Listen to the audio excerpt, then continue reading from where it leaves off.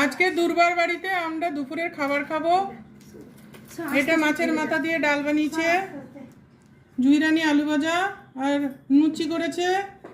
এটা কি নাড়ু, নারকেলের নাড়ু, ভাত, মাছের কালিয়া,